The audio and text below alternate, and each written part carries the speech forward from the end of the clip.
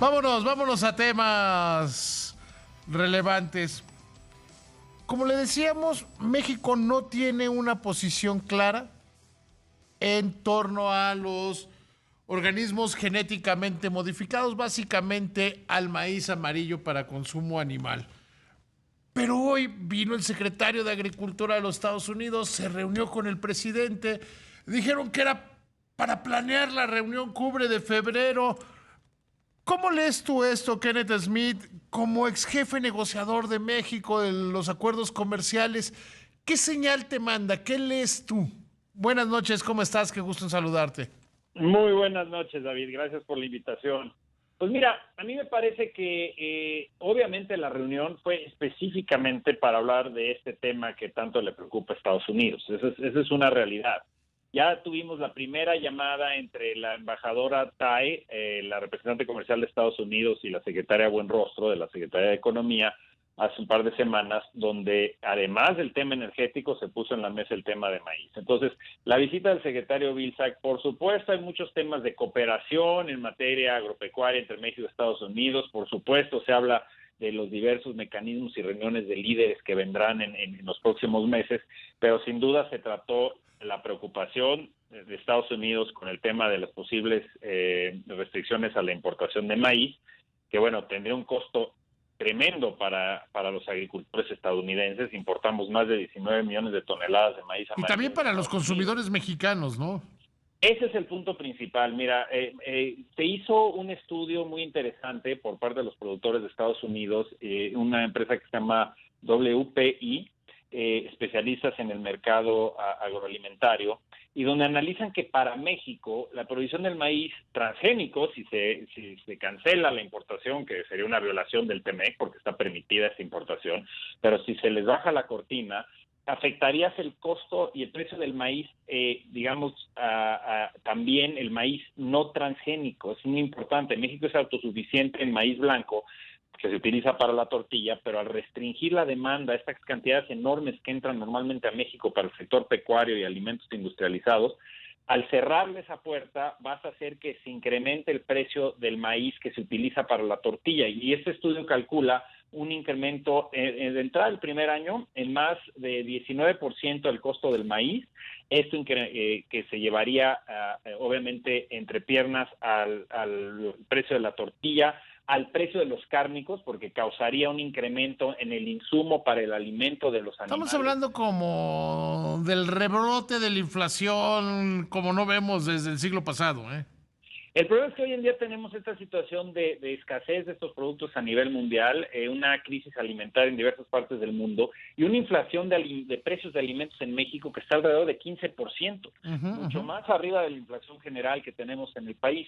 Entonces, no nos podemos dar el lujo de imponer barreras comerciales con nuestro principal socio comercial. En un producto que es esencial, hay cientos de productos que llevan derivados del maíz, ya hablamos del sector pecuario donde se va la gran parte de este maíz amarillo, pero también alimentos industrializados, cosméticos, medicinas, hasta textiles, es decir, no tienes idea la cantidad de productos que requieren de este maíz amarillo. El principal problema en México ahorita es que cuando estamos tratando de implementar medidas para reducir la inflación de los alimentos, cerrarle la puerta a Estados Unidos en el maíz amarillo y sobre todo no ofrecer alternativas, porque no habría una solución. Es decir, casi todo el maíz que produce Estados Unidos es de origen genéticamente modificado, así como el de Brasil, así como el de Argentina. Entonces sería enormemente costoso e inviable tratar de sustituir de golpe estos 19 millones de toneladas con maíz no transgénico. Sería darnos un enorme balazo en el pie. Algún legislador, algún senador me decía recientemente,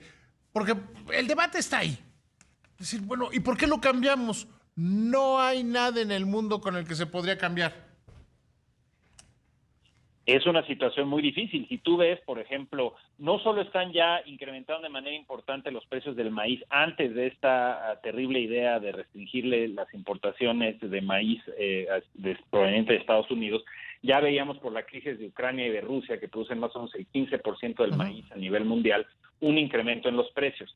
Para que tú traigas maíz de otras regiones o digamos, de otros continentes, tendrías que hacerlo a través de vía marítima, nuestros puertos no están preparados para recibir esas cantidades de maíz, esas cantidades de grano y movilizarlas y para poder comercializarlas al interior del país. Todo el maíz que viene de Estados Unidos viene prácticamente vía ferrocarril a nuestro país y esos canales de transporte y comercialización ya están establecidos.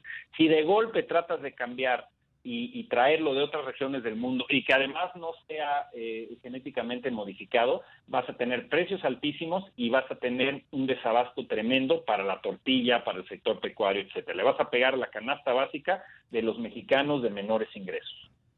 Desde el punto de vista de la negociación, hay una posición dividida, claramente dividida del gobierno mexicano. Tan es así que se detuvo en el Senado de la República la semana pasada lo que iban a decidir y que el presidente le ordenó a la secretaria de Economía que hiciera un estudio. Desde el punto de vista de la negociación, ¿cómo afecta saber que tu contraparte ni siquiera tiene una posición única? Puede ser equivocada o no, pero siempre mejoras teniendo una posición única.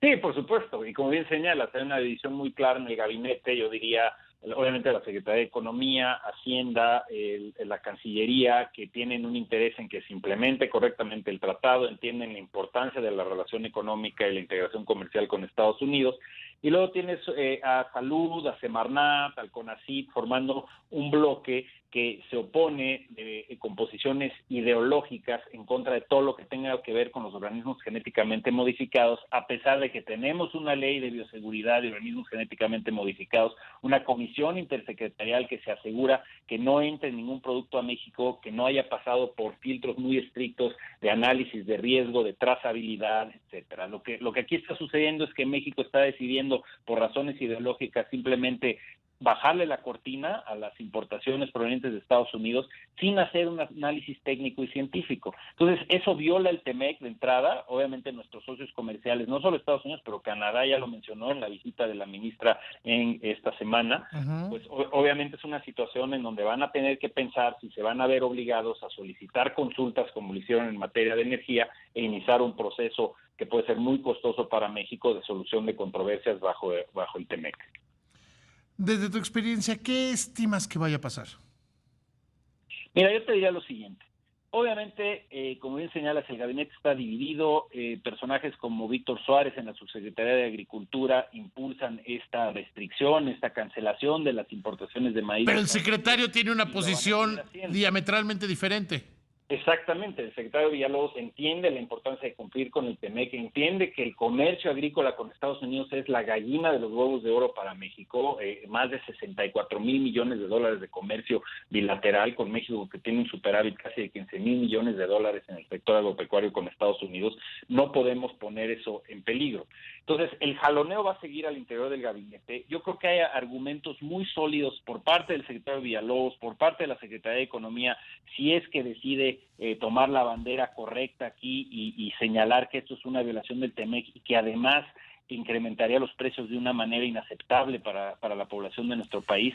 Yo creo que en este punto es más importante lo que aumentaría los precios y el daño a la salud que generaría un incremento en los precios y una escasez que el propio tratado en sí mismo, ¿no?